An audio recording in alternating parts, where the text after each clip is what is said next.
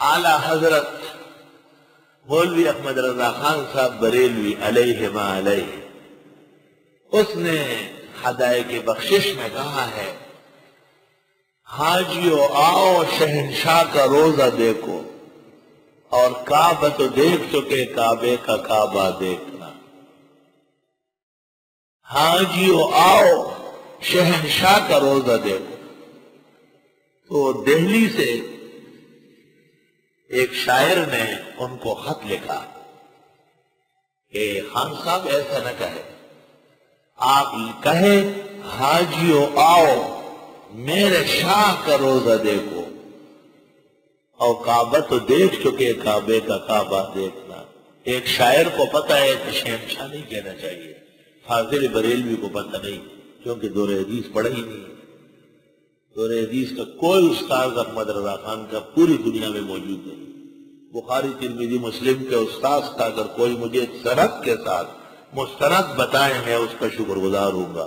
تمام بریلویوں کو 20 سال سے چیلنج کیا ہے، خان صاحب کے دورے کا استاد بتاؤ، نہ انہوں نے دورہ پڑھا ہے نہ پڑھا ہے۔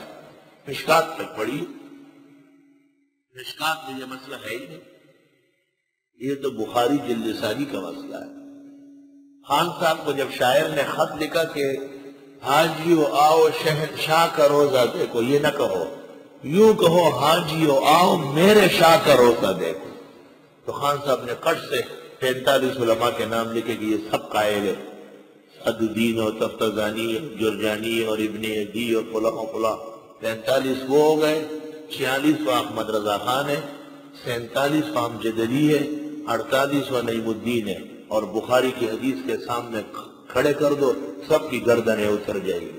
جب پیغمبر فرماتے بدترین نام ہے جب مخلوق کو شہنشاہ کہا جائے، تو خان صاحب نے جو نبی کو شہنشاہ کہا تھا احترام میں کہا تھا نا، اور حضرت فرماتے ہیں کہ یہ ہمیں گالیاں دینی ہے، تو نبی کریم صلی اللہ علیہ وسلم کو شہنشاہ کہنے سے بخاری شریف جلد 2 صفحہ 916 حدیث مرفوع کے مطابق محمد رسول اللہ صلی اللہ علیہ وسلم کی بے ادبی اور گستاخی کی گئی۔